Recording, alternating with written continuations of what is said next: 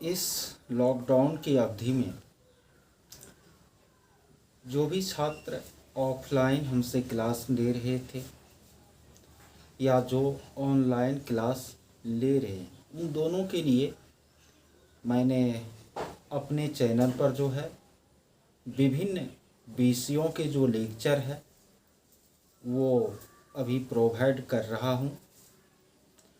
आज यह जो लेक्चर है आपको वह पर्यावरण अध्ययन का जो शिक्षण शास्त्र है, ईवीएस का जो पेडागोगी है, उससे रिलेटेड। आप लोगों को पता है कि मैं अपने चैनल पर, चूँकि सीटीईटी के पेपर 1 में पर्यावरण अध्ययन के जो 30 प्रश्न होते हैं, तो उसमें 15 प्रश्न आपको वर्ग 3, 4, 5 के एनसीईआरटी की जो पर्यावरण की किताब है तो उस पर आधारित होती है। शेष 15 प्रश्न आपको पर्यावरण का जो शिक्षण शास्त्र है उस पर क्या होती है, आधारित होती है। तो वर्ग 3 का आपको जो एनसीईआरटी का किताब है तो उनका 7-8 लेक्चर दे करके मैं जो सिलेबस है वो ख़त्म कर चुका हूँ। 4 और 5 आप लोगों को पढ़ाना बाकी है उधर। और फिर 15 अंक तो आपको पर्यावरण अध्ययन के शिक्षण शास्त्र से भी पूछे जाएंगे, तो उसके लिए यह लेक्चर है आप लोगों के बीच। और ईवीएस का जो पेडागोगी है उसको मैं कुल मिला करके 3 लेक्चर में पढ़ाऊँगा। तो ये उसमें एक लेक्चर आप लोगों के समक्ष, ठीक है। तो जो भी मैं बता रहा हूँ उसको आप लोग बिल्कुल ध्यान केंद्रित करके समझने की कोशिश कीजिए। नहीं कीजिएगा तो मेरा क्या जाएगा। देखिए, पेडागोगी ऑफ ईवीएस। आज चूँकि मैं कह चुका हूँ कि पेडागोगी ऑफ ईवीएस जो है आप लोगों को 3 लेक्चर में पढ़ाऊँगा। तो पहला लेक्चर आप लोगों के बीच है। आज 22 मई की तिथि को मैं इसको रिकॉर्ड कर रहा हूँ। और पहले लेक्चर में आप लोगों को मैं 3 पॉइंट है, 3 बिंदु है, 3 टॉपिक है, उसको समझाऊंगा। जिसमें पहला टॉपिक है पर्यावरण का अर्थ, स्वरूप और पर्यावरण के शिक्षण की आवश्यकता। दूसरा टॉपिक है पर्यावरण शिक्षण का एकीकृत उपागम, इंटीग्रेटेड थ्योरी। और तीसरा टॉपिक है विद्यालयी पाठचर्या में पर्यावरण। तो तीनों टॉपिक को हम लोग समझेंगे आज इस लेक्चर में, ठीक है। देखिए, पहला टॉपिक क्या है, पर्यावरण का अर्थ, स्वरूप और पर्यावरण के शिक्षण की आवश्यकता। आप लोग पर्यावरण शब्द से परिचित है। इसका अंग्रेजी जो है इन्वायरमेंट होता है। मैंने आप लोगों को पर्यावरण के परिचयात्मक कक्षा में बताया था कि पर्यावरण का यूँ तो 2 पक्ष होता है, एक भौतिक पक्ष और दूसरा जैविक पक्ष, विज्ञान की दृष्टि से। लेकिन यहाँ पर आप लोगों को ईवीएस में खासकर आप जो एग्ज़ाम देंगे सीटेट में, तो उसमें आपको यह जानना पड़ेगा कि पर्यावरण के 2 नहीं बल्कि 3 पक्ष होते हैं। तो आपको क्या दिमाग में रखना है कि पर्यावरण के कितने पक्ष होते हैं, तो 3 पक्ष होते हैं। और ये 3 पक्ष जो है आपको पर्यावरण के, उसमें एक होता है आपको पर्यावरण का भौतिक पक्ष, दूसरा होता है आपको जैविक पक्ष, और तीसरा होता है आपको सामाजिक पक्ष, ठीक है। तो पर्यावरण के भौतिक पक्ष में क्या सब आते हैं? तो चूंकि पर्यावरण शब्द का अर्थ है हमारे चारों ओर का आवरण, हमारे चारों ओर का आवरण, ठीक है। तो आपके चारों ओर जो है बहुत सारी चीज़ें हैं।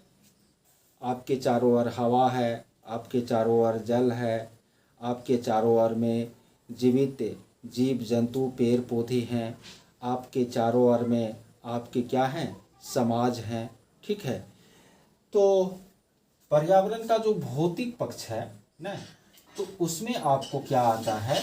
तो हवा, जल, मृदा, ठीक है, वायु, वायु तो कहीं दी, हवा मीन्स वायु, तापमान, ये सब आपको पर्यावरण का क्या है, भौतिक पक्ष, ठीक है। पर्यावरण का जो जैविक पक्ष है उसको हम तीन भाग में क्या कर सकते हैं, बांट सकते हैं। एक सूक्ष्म जीव, दूसरा पौधे और तीसरा जंतु। ये पर्यावरण का क्या है आपको, जैविक पक्ष। और पर्यावरण का जो सामाजिक पक्ष है उसके अंतर्गत हम लोग परिवार, समाज न, सामाजिक अंतर संबंध, ठीक है, ये सब आपको पर्यावरण के क्या है, सामाजिक पक्ष, ठीक है। तो इन्वायरमेंटल स्टडी के अंतर्गत हम लोगों को पर्यावरण का जो ये तीनों पक्ष है, भौतिक पक्ष, जैविक पक्ष और सामाजिक पक्ष, इसको क्या करना पड़ता है, पढ़ना पड़ता है, ठीक है। तो ये आपको पर्यावरण के क्या है, स्वरूप हैं। पर्यावरण का अर्थ तो बता ही दिए कि हमारे चारों ओर का जो भी आवरण है, ठीक है, हम एक मानव के रूप में जो रहते हैं और हमारे चारों ओर जो कुछ भी है, ठीक है, चाहे वह आपको यथार्थ है कि काल्पनिक है, वो सारी चीज़ें हमारे पर्यावरण में क्या होती है, शामिल होती है, ठीक है। आगे अब है पर्यावरण के शिक्षण की आवश्यकता क्यों है। इसी में एक पॉइंट है आपको, पर्यावरण शिक्षण की आवश्यकता, ठीक है। आजकल पर्यावरण शिक्षण पर बहुत अधिक जो है बल दिया जा रहा है। इसके पीछे क्या कारण है? तो आप पढ़े हैं शिक्षा मनोविज्ञान में कि बच्चों का जो विकास है वह आनुवांशिकता और वातावरण के अंतःक्रिया का परिणाम है। तो आनुवांशिकता को समझना जानना तो जरूरी है ही, क्योंकि बच्चों का विकास पर्यावरण से बहुत हद तक क्या होता है, प्रभावित होता है। तो पर्यावरण की जानकारी देना एक सुनियोजित तरीके से जरूरी होता है बच्चों को, तब न वह पर्यावरण से सफल अंतःक्रिया करेगा और उसका क्या हो पाएगा, विकास हो पाएगा। दूसरी बात है कि वर्तमान जो आपको युग है उसमें पर्यावरण में बहुत सारा इम्बैलेंस आ गया है न, असंतुलन आ गया है, और इस असंतुलन के कारण मानव का जो समाज है वह कई तरह की समस्याओं से घिर रहा है, उससे पीड़ित हो रहा है। चाहे आज विभिन्न प्रकार के प्रदूषणों की समस्या हो, या आपको क्या कहा जाए, जैव विविधता पर संकट हो, कि इतनी तरह की जो भयंकर बीमारियां हो रही है, अभी कोरोना वायरस का आपको चल रहा है दौर, ये सब पर्यावरणीय असंतुलन का ही क्या है, परिणाम है। तो निश्चित रूप से इन दो कारणों से, क्योंकि पर्यावरण से अंतःक्रिया कर बच्चे का सर्वांगीण विकास होता है, दूसरी बात पर्यावरण असंतुलित हो रहा है, उनमें संतुलन स्थापित करने के लिए उनके प्रति बच्चों को जागरूक करना क्या है, जरूरी है। तो ये कारण है जिसके कारण कि पर्यावरण शिक्षण जो है वह अनिवार्य है बच्चों के लिए।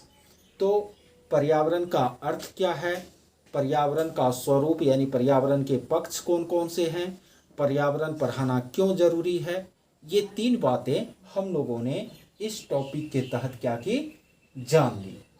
अब है पर्यावरण शिक्षण का एकीकृत उपागम। बहुत ही इम्पोर्टेंट चीज है आपको, पर्यावरण शिक्षण का एकीकृत उपागम। इसको देखते हैं।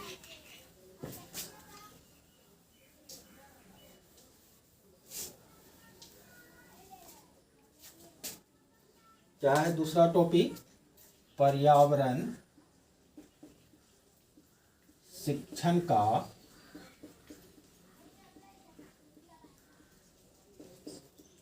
एकीकृत उपागम। ठीक है, integrated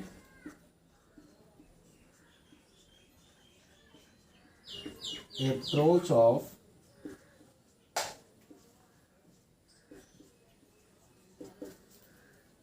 EVS, environmental study teaching.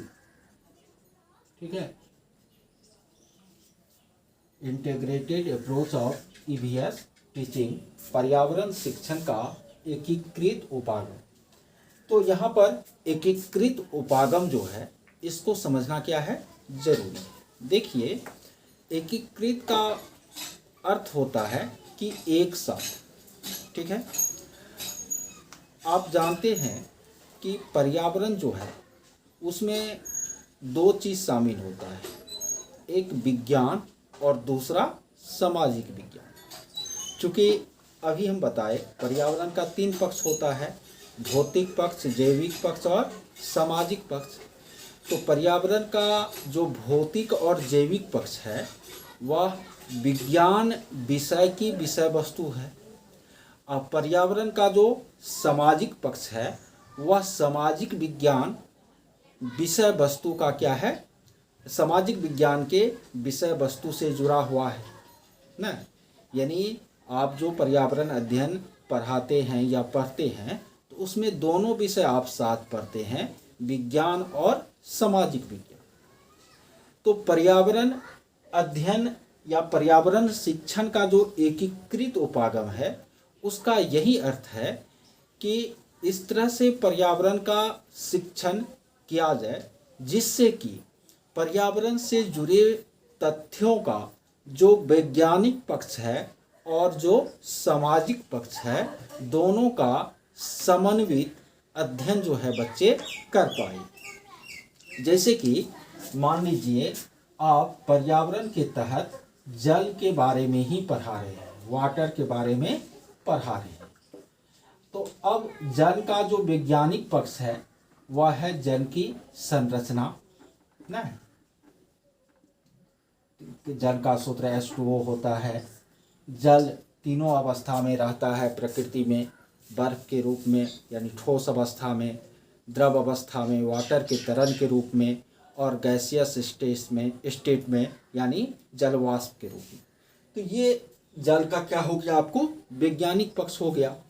वहीं जल का आपको सामाजिक विज्ञान वाला पक्ष भी है कि जल जो है वह जीवन के लिए क्या है, जरूरी है। जल में बहुत सारे जीव जंतु रहते हैं जिससे कि जैव विविधता बनी हुई रहती है। ये भूगोल की बात है, नहीं समझ रहे मेरे बात को। यानी और जल से संबंधित जो है बहुत सारी बातें और भी है। सामाजिक जल का जो सामाजिक पक्ष है कि अभी भी हमारे समाज में जो है छुआछूत की भावना के कारण जो है जो वंचित वर्ग के लोग हैं उनको समान वर्ग के लोग अपने कुएं पर पानी भरने नहीं देते। बहुत सारे जगह पर जल संकट की स्थिति जो है उत्पन्न हो रही है। जल का स्तर धरातल में नीचे जा रहा है। तो ये सब जल का क्या हो गया, आपको सामाजिक पक्ष हो गया। और वहीं जल का अनुसूत्र H2O होता है जल से इलेक्ट्रिक पैदा की जाती है ना। तो ये जल का क्या हो गया, वैज्ञानिक पक्ष।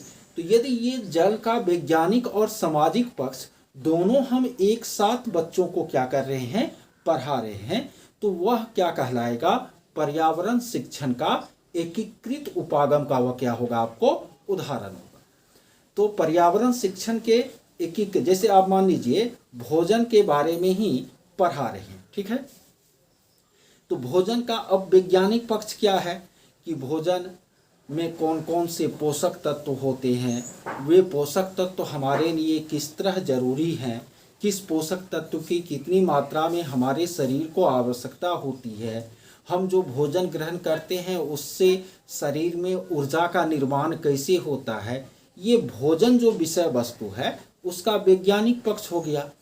और इसी भोजन विषय वस्तु का आपको सामाजिक पक्ष भी है कि आपको भारत में बहुत सारे लोग हैं जिनको कि भूखे पेट सोना पड़ता है, या भोजन के उत्पादन में अभी हम पीछे हैं न। भोजन उत्पादन की प्रक्रिया जो कृषि है उसमें हम वैज्ञानिक तरीकों का इस्तेमाल नहीं कर रहे हैं, जिसके कारण कि भोजन का पर्याप्त उत्पादन नहीं हो रहा है न। तो ये सब आपको भोजन का कौन सा पक्ष हो गया, सामाजिक पक्ष। और इन दोनों पक्षों को यदि आप एक साथ पढ़ा रहे हैं तो वह क्या कहलाएगा, एकीकृत उपागम कहलाएगा, इंटीग्रेटेड अप्रोच कहलाएगा। तो पर्यावरण शिक्षण के एकीकृत उपागम का तात्पर्य है कि कोई भी जो विषय वस्तु है उसके जो वैज्ञानिक या सामाजिक या मानवीय पक्ष है, सारे पक्षों को एक साथ क्या करना, बताना न, जिससे कि एक अंतर विषयक ज्ञान जो है वह बच्चों का मजबूत हो सके। यही आपको पर्यावरण शिक्षण का एकीकृत उपागम है, integrated approach of EVS teaching. शायद हमको लगता है इन दो उदाहरणों से आप बहुत कुछ समझे होंगे एकीकृत उपागम के रूप में। एक बार में यदि ये बात समझ में नहीं आया तो वीडियो को थोड़ा सा पीछे कर लीजिए और तब उसको फिर से क्या कीजिए, देखिए, ठीक है। अब हम लोग आगे इसमें तीसरा जो विषय वस्तु है ना, आज के चर्चा के बिंदु का जो तीसरा टॉपिक है, विद्यालय पाठचर्या में पर्यावरण। अब हम लोग इस पर क्या करेंगे, चर्चा करेंगे।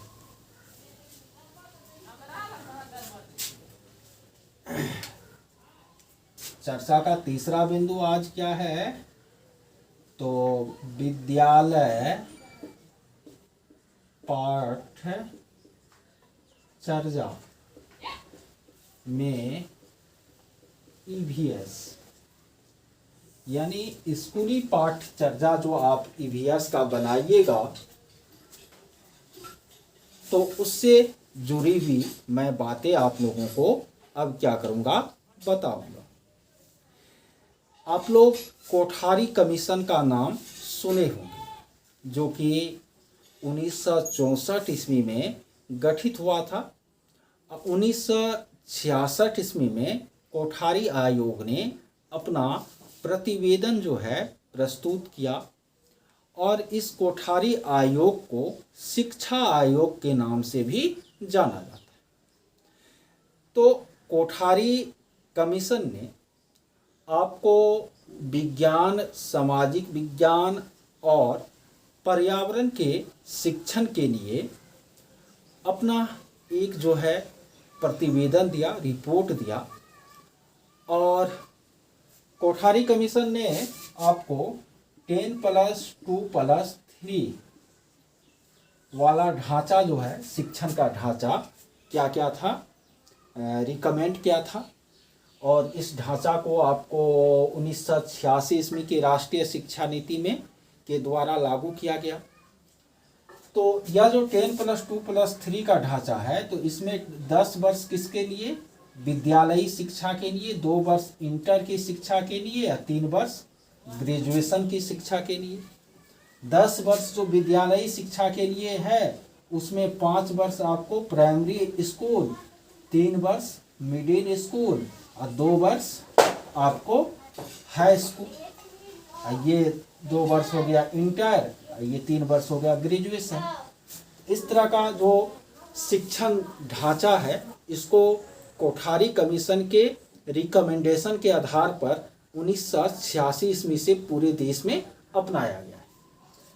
तो इसमें कहा गया कि पहला जो 5 वर्ष है यानी वर्ग 1 से लेकर 5 तक का जो बच्चा है ये पूरे पर्यावरण को समग्र रूप में देखते हैं, ठीक है।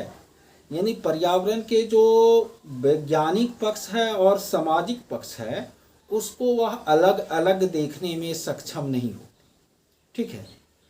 तो कहा कोठारी जी ने कि ऐसा किया जाए कि 1 to 5 में साइंस और सोशल साइंस को कंबाइंड रूप में, साइंस और सोशल साइंस को कंबाइंड रूप में ईवीएस नामक किताब के माध्यम से पढ़ाया जाए। और बच्चा जब मिडिल स्कूल चले जाए तो वहाँ पर साइंस अलग कर देना चाहिए और सोशल साइंस अलग कर देना चाहिए। लेकिन मिडिल स्कूल में साइंस में बायोलॉजी, फिजिक्स, केमिस्ट्री अलग अलग नहीं करना चाहिए, केवल साइंस अलग कर देना चाहिए, सोशल अलग, ठीक है। और जब बच्चा चले जाए हाई स्कूल में तब साइंस को 3 भाग में बांट के पढ़ाना चाहिए, फिजिक्स, केमिस्ट्री और बायोलॉजी। फिर सोशल को भी 4 भाग में, हिस्ट्री, सिविक्स, इकोनॉमिक्स और पॉलिटिकल साइंस के रूप में बांट करके पढ़ाना चाहिए। ये जो सारी विषय है ये पर्यावरण विषय का ही जो है अलग अलग क्या है प्रकार है। तो कहा कि इस तरह से बच्चों को पढ़ाना है। 1 to 5 में पर्यावरण के तहत ही विज्ञान और सामाजिक विज्ञान का शिक्षा देना है। 6 to 8 में जो है ये जो 3 वर्ष मिडिल स्कूल वाला है उसमें ईवीएस को 2 भाग में तोड़ देना है, साइंस और सोशल में। हाई स्कूल में जाकर के फिर साइंस को भी 3 भाग में, सोशल साइंस को 4 भाग में क्या करना है, तोड़ देना है। तो इसी आधार पर आपको वर्तमान में जो पर्यावरण शिक्षण का जो पाठ्यचर्या तैयार किया गया है आपको न, वर्तमान आपको एनसीएफ 2005 जो है वह यही कहती है कि इसी तरह बच्चों को पर्यावरण से जुड़े हुए विषयों की क्या देनी है, शिक्षा देनी है, ठीक है।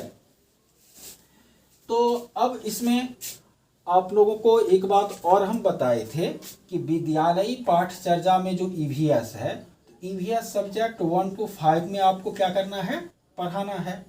तो उसमें क्लास 1 और 2 में, क्लास 1 और 2 में ईवीएस का कोई किताब नहीं होता है ना। क्लास 1 और 2 में बच्चा को 3 विषय पढ़ाना है, एक मैथ है, 2 लैंग्वेज पढ़ाना है, ठीक है। ईवीएस पढ़ाना है लेकिन किताब के माध्यम से नहीं पढ़ाना है, बल्कि 1 और 2 में जो भाषा और गणित की पाठ्य पुस्तकें चलती है ना, उन्हीं पाठ्य पुस्तकों के माध्यम से ईवीएस पढ़ाना है। यानी ईवीएस की अलग किताब नहीं होगी लेकिन ईवीएस पढ़ाना है 1 और 2 के बच्चे को, और 3, 4, 5 के बच्चे को आपको ईवीएस एक अलग सब्जेक्ट के रूप में क्या करनी है, पढ़ानी है, ठीक है। तो ये बात भी आप लोगों को मैंने पहले भी लेक्चर में बताया है, इनको भी ध्यान में रखिए। अब देखिए विद्यालयी पाठ्यचर्या जो आप तैयार कीजिएगा बच्चों के लिए, ठीक है, ध्यान दीजिए मेरी बातों को। विद्यालयी पाठ्यचर्या जो आप बच्चों के लिए तैयार कीजिएगा तो सबसे पहले बच्चों के पर्यावरण ज्ञान को आप क्या कीजिएगा, आंकिएगा, तभी ना आप सफल पाठ्यचर्या क्या कीजिएगा, तैयार कीजिएगा।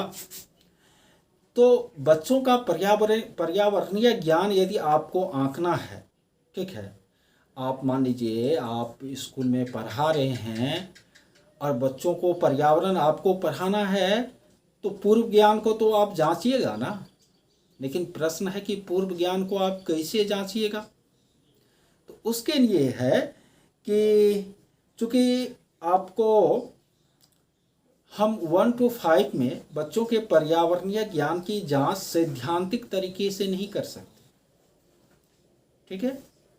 उनसे आप ये नहीं कह सकते कि भोजन की अवधारणा या पोषक तत्व की अवधारणा ये बच्चा नहीं जानता, लेकिन बच्चा ये जरूर जानता है कि हम रोज भोजन करते हैं, एक तरह का भोजन नहीं करते हैं, अलग अलग तरह का भोजन करते हैं।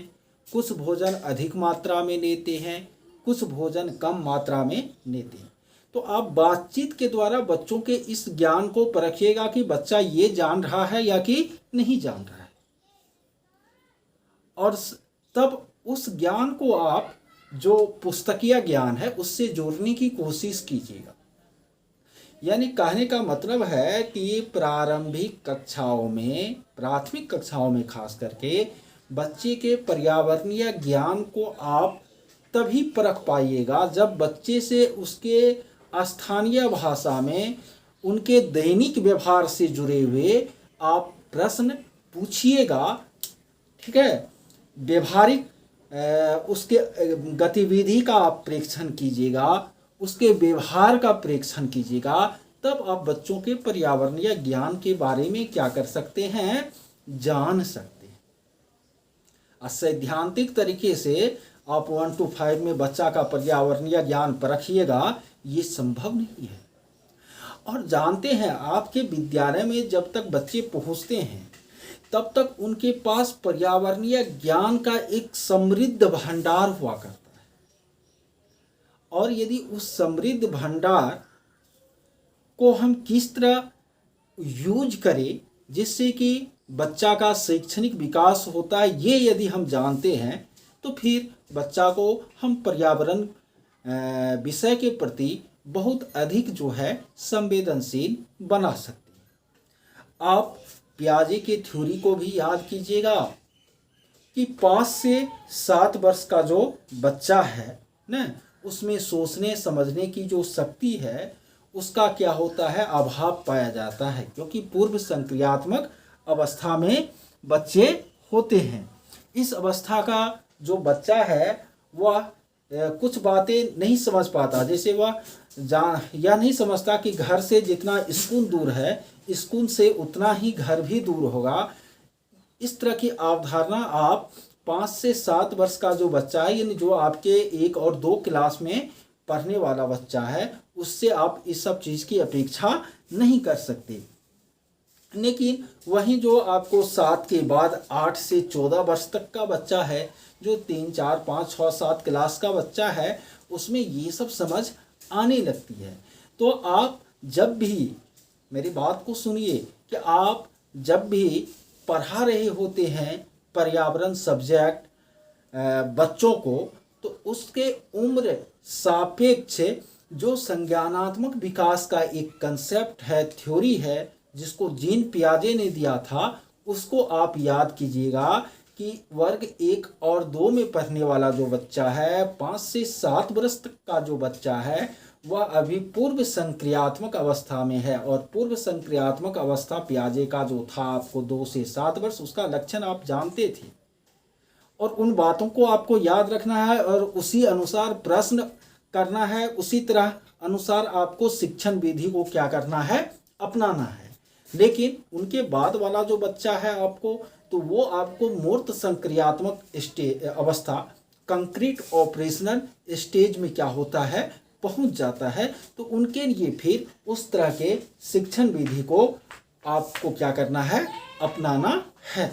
ठीक है, तो इस तरह से आप विद्यालयी पाठ्यचर्या का निर्माण करते समय आपको ध्यान रखना है कि विद्यालयी पाठ्यचर्या पर्यावरण का कैसा हो। इसके लिए क्या हमको रिकमेंडेशन मिला हुआ है, क्या एनसीएफ कह रही है, उसके बाद इस अवस्था विद्यालयी पाठ्यचर्या तैयार जो हम करेंगे कक्षावार, उन कक्षा में पढ़ने वाले बच्चों का क्या संज्ञानात्मक विकास से जुड़ा हुआ सिद्धांत है, उन सबको याद रख के आप विद्यालयी पाठ्यचर्या तैयार कीजिएगा पर्यावरण विषय का।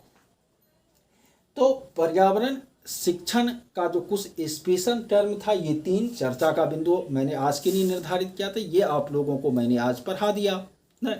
अब कल क्या करूँगा, तो पर्यावरण के अधिगम, पर्यावरण के शिक्षण से जुड़ी हुई जो विधियाँ हैं न, जो कि अन्य विषयों में भी थी, उनको एक बार में रिवाइज कर दूंगा। फिर पर्यावरण विषय के लिए आकलन और मूल्यांकन, इन सब बातों को मैं फोकस कर दूंगा। तो 2 लेक्चर और होगी इस तरह से, तो पर्यावरण अध्ययन का शिक्षण शास्त्र आप लोगों का खत्म हो जाएगा। और फिर उसके पेडागोगी में जो प्रश्न पूछे जाएंगे उनका उत्तर देना आप लोगों के लिए बहुत कठिन नहीं होगा। तो कैसा लगा यह लेक्चर आप लोग ज़रूर कमेंट बॉक्स में लिखिएगा हमारे उत्साहवर्धन के लिए, और हमारा उत्साहवर्धन कीजिएगा तो आपको फिर ज़्यादा से ज़्यादा क्या मिलेगा, मटेरियल मिलेगा ना। ठीक है, धन्यवाद।